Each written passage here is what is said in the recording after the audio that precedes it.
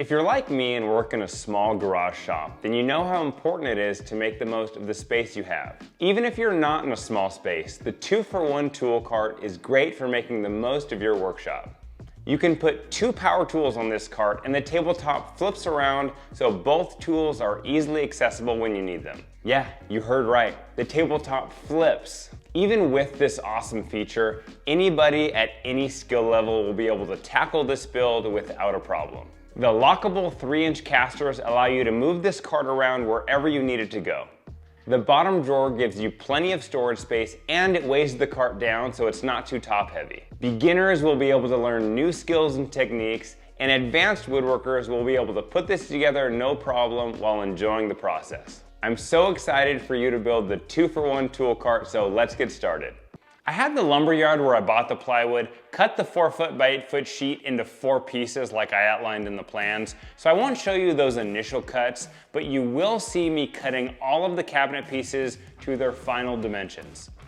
I'm cutting the cabinet sides, tops, bottom, and middle shelf to their final dimensions on the table saw. There are 2 top pieces, both the exact same dimensions, and I'll get into the reason why there's 2 of them later in the build when we start assembling the tabletop.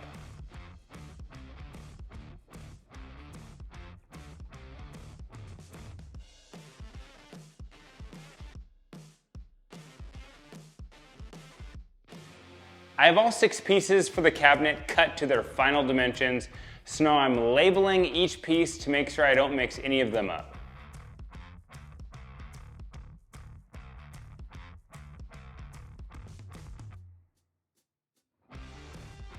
I'm now drilling 5 pocket holes on each side of the bottom piece for 10 pocket holes total.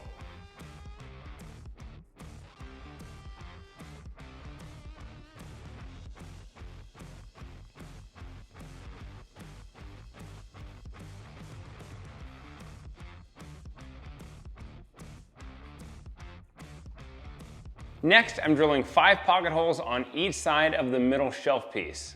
These pocket holes are in the exact same spots as the bottom piece, and there's 5 on each side for 10 pocket holes total. I'll secure this bottom piece to the 2 cabinet sides with a little bead of glue and pocket hole screws. I'm using these really nifty right angle clamping squares to keep everything at 90 degrees. All the tools and accessories that I use in this build are in the written plans.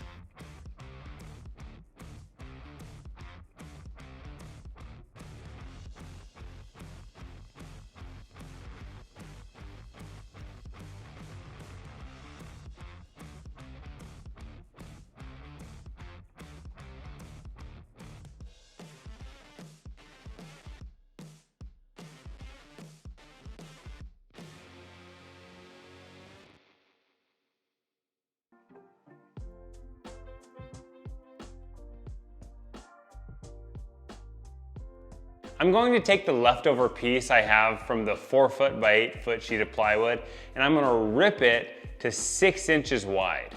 Then I'm cutting 2 pieces to 19 inches long, and these 2 pieces will act as our spacers for when we install the middle shelf.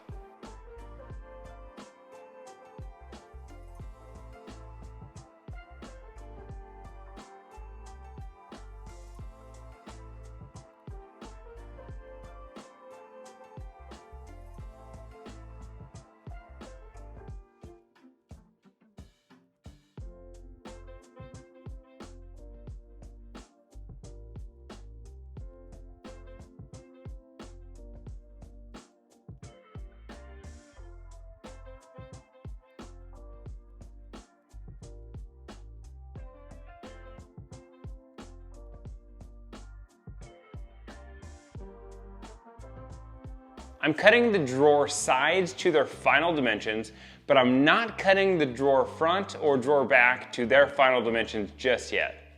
Okay, I'm going to break down the 2-foot by 4-foot sheet of plywood for all the drawer pieces plus the cabinet back. Now, I didn't move my table saw rip fence from when I cut the cabinet spacers for the middle shelf, which is great because when I make these 6-inch cuts, one of those will be for the cabinet back and it'll make the cabinet back fit in perfectly. Here's how I'm going to break it down. I'm going to cut 2 pieces at 5 inches wide and 2 pieces at 6 inches wide. Now you should have this thin little long piece left over. Keep it. You're going to use this to see just exactly what size the cabinet drawer front and back needs to be. So I'm going to cut this piece in half, and then I'll show you exactly how we're going to use it to measure.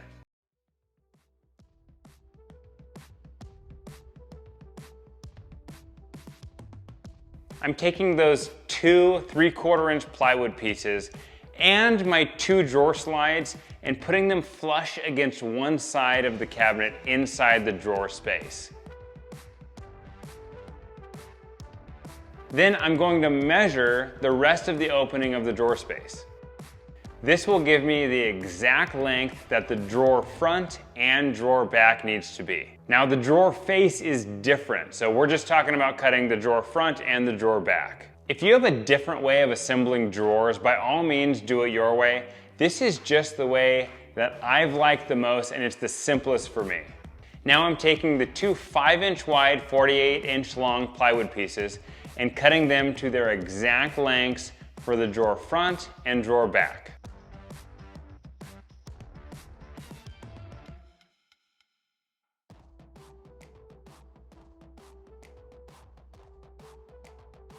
Then I'm taking the 2 6-inch pieces and cutting both of those to 19 inches. These will be for the drawer sides.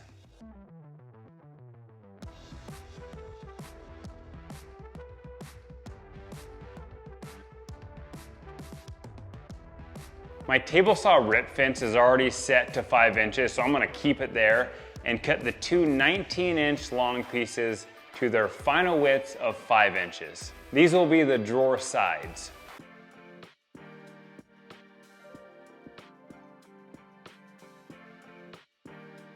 It's time to cut the groove in the bottom of the drawer front, drawer back, and the drawer sides. This groove will be 1/4 inch wide, and I usually like to use 1/4 inch MDF for my drawer bottoms, but I don't have any, so I'm just gonna use 1/4 inch plywood. I'm not gonna bother putting in a dado stack, I'm just gonna make 2 passes with my regular blade. I'm making sure to cut halfway through the plywood, which is 3/8 of an inch.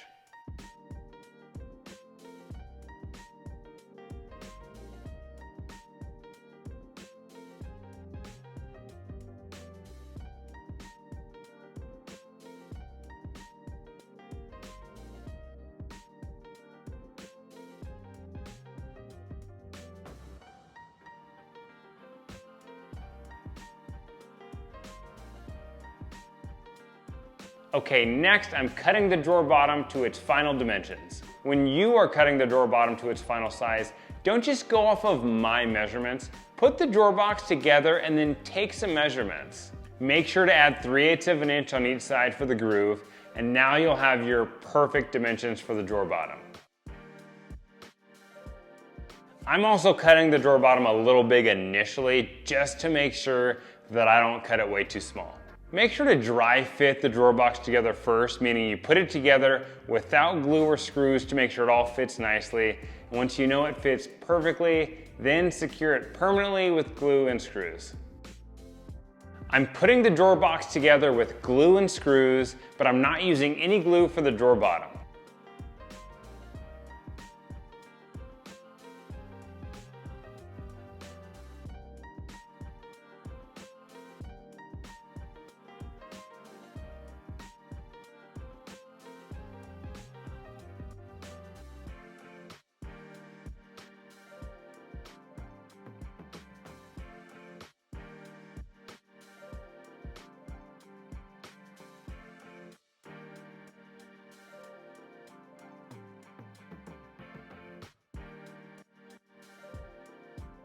I'm letting the glue dry for 25 or 30 minutes, and then I'll reinforce the drawer with some screws. Okay, I'm here from the future. I just put the screws in these drawer boxes, and I realized there's a better way I could have done it. I should have countersunk the holes before I put in the screws. It didn't turn out terrible, but it would have been a little cleaner if I would have countersunk the holes with a 3/8 inch Forstner bit. So Countersink them before you use the screws.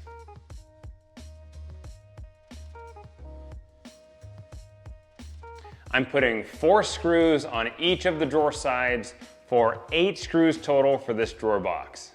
Countersinking these holes will also make sure that these screws will not get in the way of the drawer slides.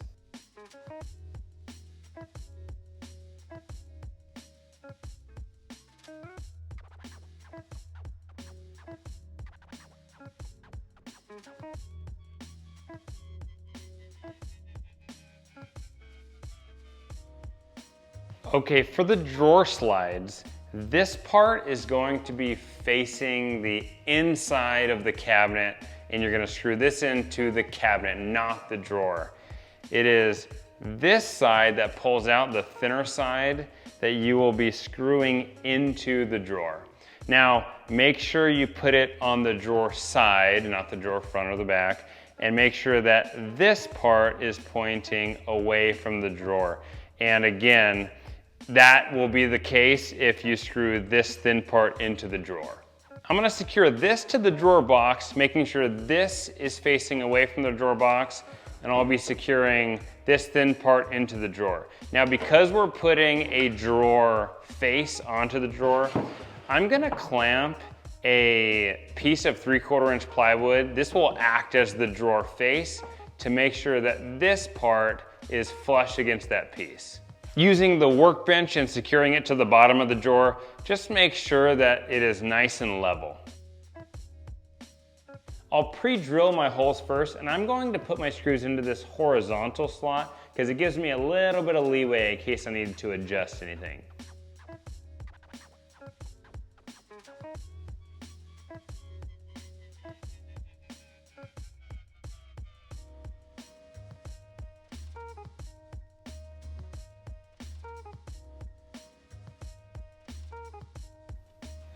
Now I can pull this plastic lever down to remove this part of the drawer slide to drill in my last hole.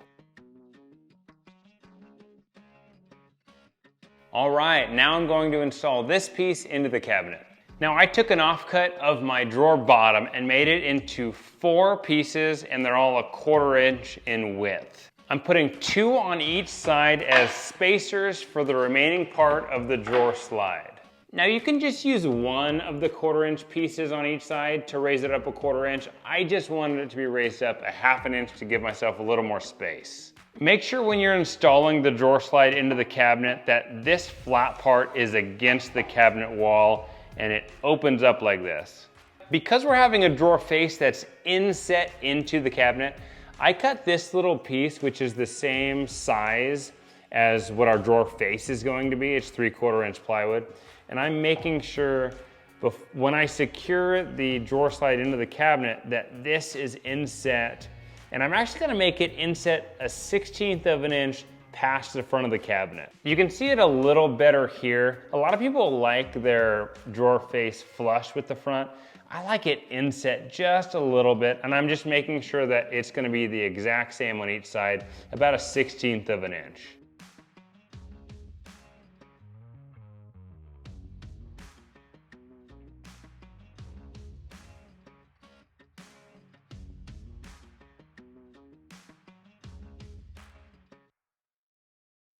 I didn't get the best angle on that one, but I had to hold it steady so I can get that first screw in to secure it into the cabinet. As you can see, when you open the slide, there's an opening right here that you can put the screw in.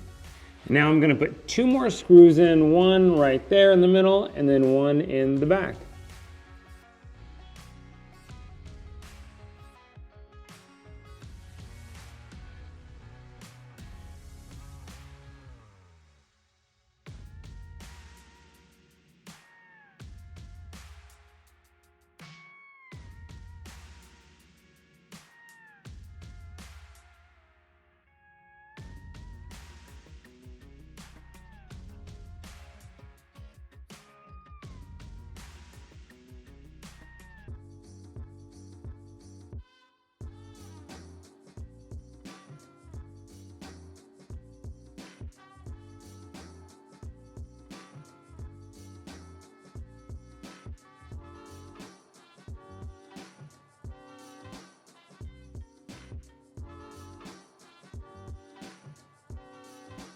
I'm measuring the opening of where my drawer face is going to go, and then I'm cutting my drawer face to its final dimensions.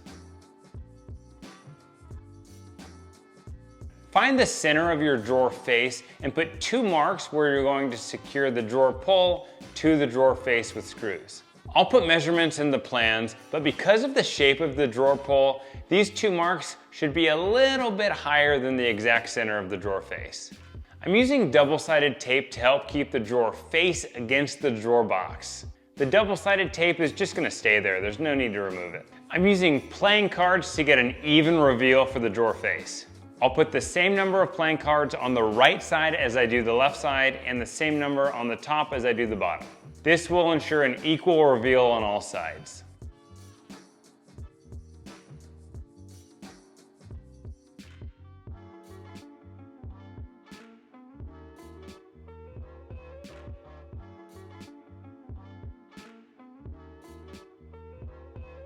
Lastly, I'm using 2 trim screws to secure the drawer face to the box exactly where my drawer pull is going to be, so I can pull out the drawer and secure everything permanently.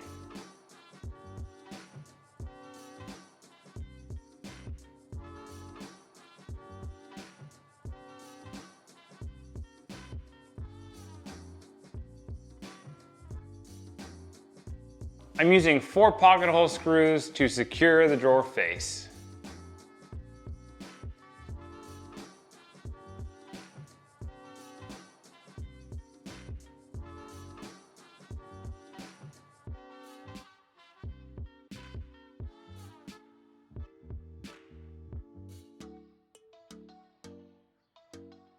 When you drill the 2 pilot holes into the drawer face, make sure they come out through the other side because that's how you know where you're going to attach the drawer pulls. Okay, it's time to cut the drawer pull to its final dimensions using the table saw and then the miter saw.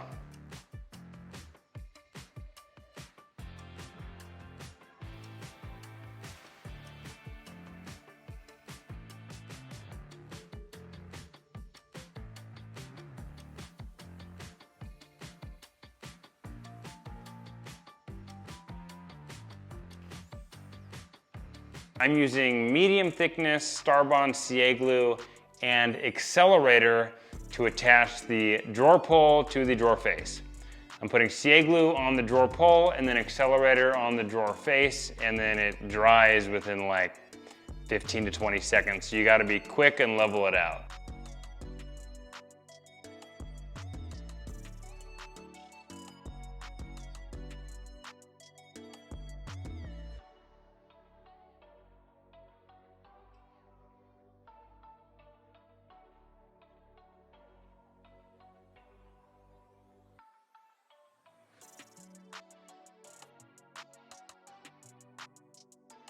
I'm cutting the back panel for the cabinet to its final dimensions, and then I'll secure it using 4 pocket hole screws, 2 on each side.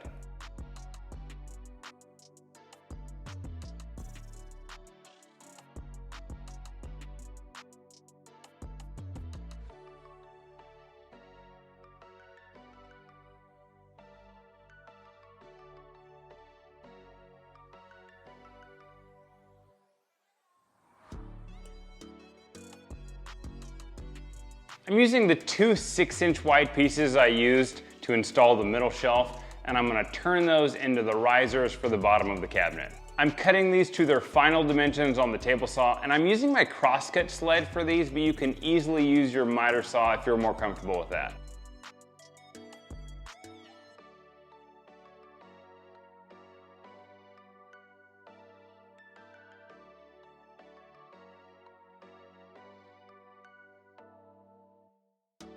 To secure them to the bottom of the cabinet, I'm going to use wood glue, and then I'll hold them in place for about a minute.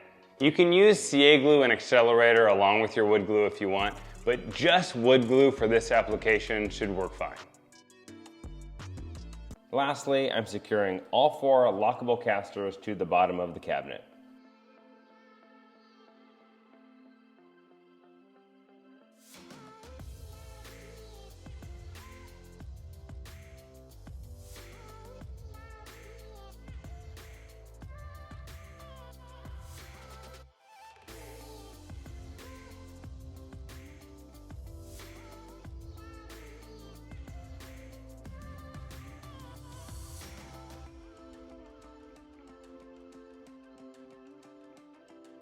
I'm drilling a 3/4 inch hole on both of the cabinet sides with a Forstner bit, and this will accept the 3/4 inch steel tube. I'm drilling this exactly halfway between the front and the back, so 12 inches in from the front, and then I'm drilling it 1 1/8 inches down from the top of each cabinet side. I'm cutting the 3/4 inch steel tube to its final length, and I'm using a jigsaw with a metal cutting blade.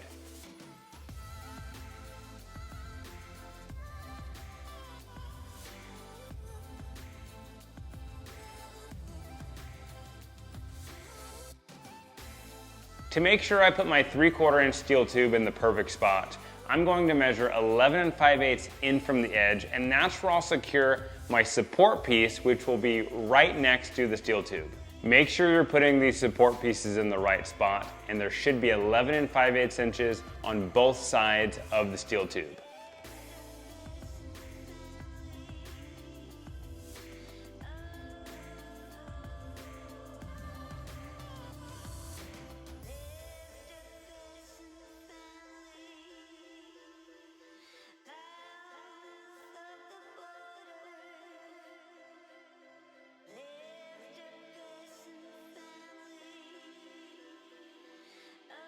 I'm putting the rest of the wood pieces on the tabletop so it's almost one solid board.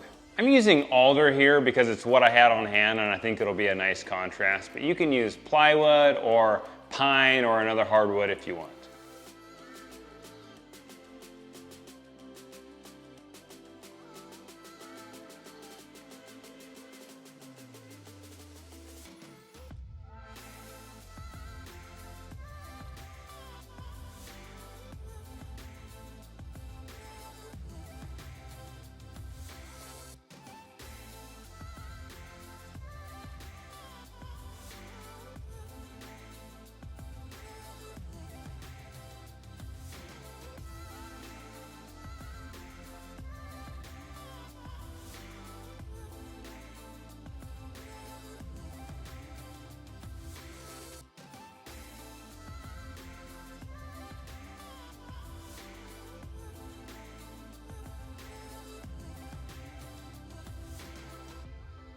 Because I can't get clamps in the middle to clamp these middle pieces down, I'm going to use these screws as a clamp.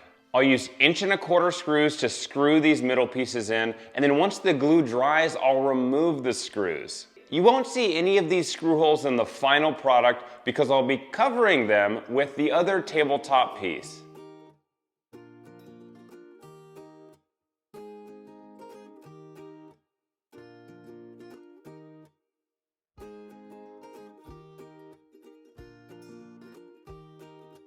The steel tube actually fits really well into the hole that's in the tabletop, but if it didn't, all you would need to do is wrap a piece of 80 grit sandpaper around a piece of 1/4 inch plywood or 1/4 inch MDF and sand in the middle of that groove. I'm making note of where all the screws are that will be hidden when I put the other tabletop piece on. That way, when I use screws to attach the other tabletop piece, I won't hit any of those hidden screws. I'm sandwiching this all together by putting the other tabletop piece on top and securing it with screws. I'm using 18 screws to attach the final tabletop piece to the whole tabletop assembly.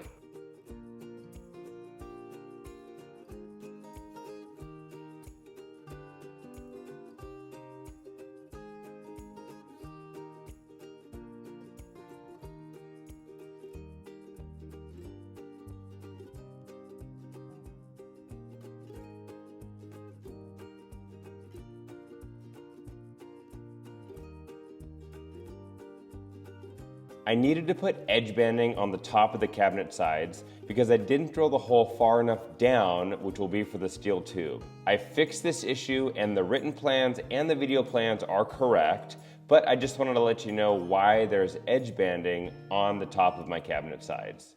I'm drilling 4 holes total on my cabinet sides with a Forstner bit that's 5/8 of an inch. In this video, I accidentally grabbed a Forstner bit that was too small. So when you drill these holes, make sure you grab the correct Forstner bit that's 5/8 of an inch. I'm using my drawer to help me install the tabletop in the cabinet. I'm balancing the finished tabletop on my drawer and then inserting the steel tube through the side, then through the tabletop and out the other end.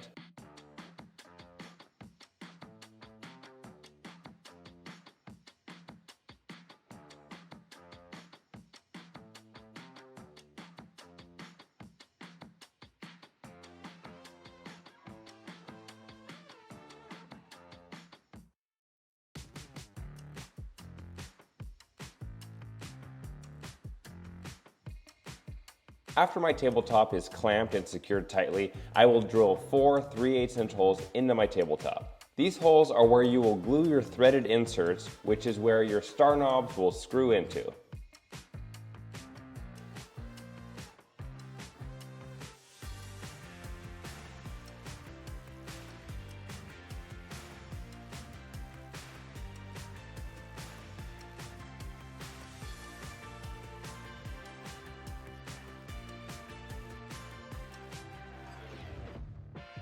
Now I'm cutting 2 steel tube stoppers to their final dimensions. These 2 pieces of wood will be 4 inches by 2.5 inches each, and these will secure the steel tube to the cabinet. In each one, I'll drill a hole that's 3/4 of an inch wide by 3/8 of an inch deep, and secure both of these to the cabinet sides using construction screws.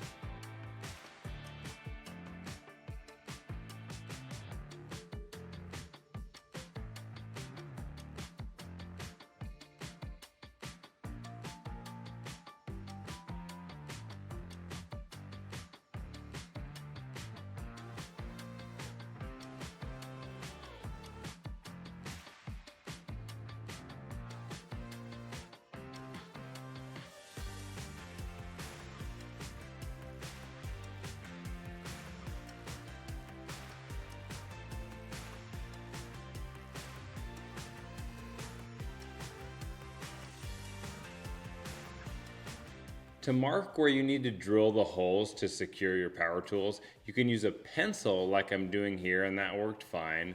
But I would recommend using a lag screw to mark where you need to drill the holes, which is what I did for the next tool, and that way worked a little better.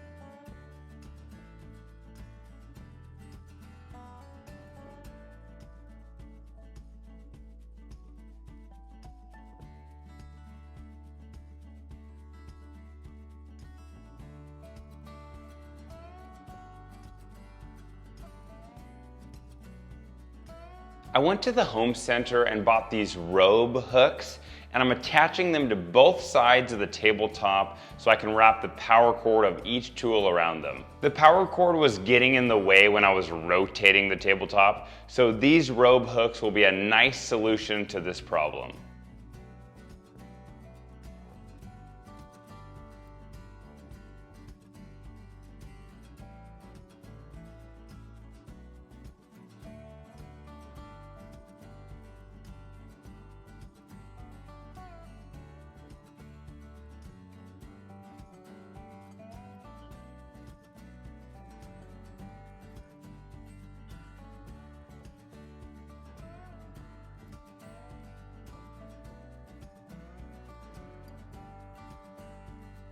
And you're done! Congratulations, and enjoy using your new 2-for-1 tool cart.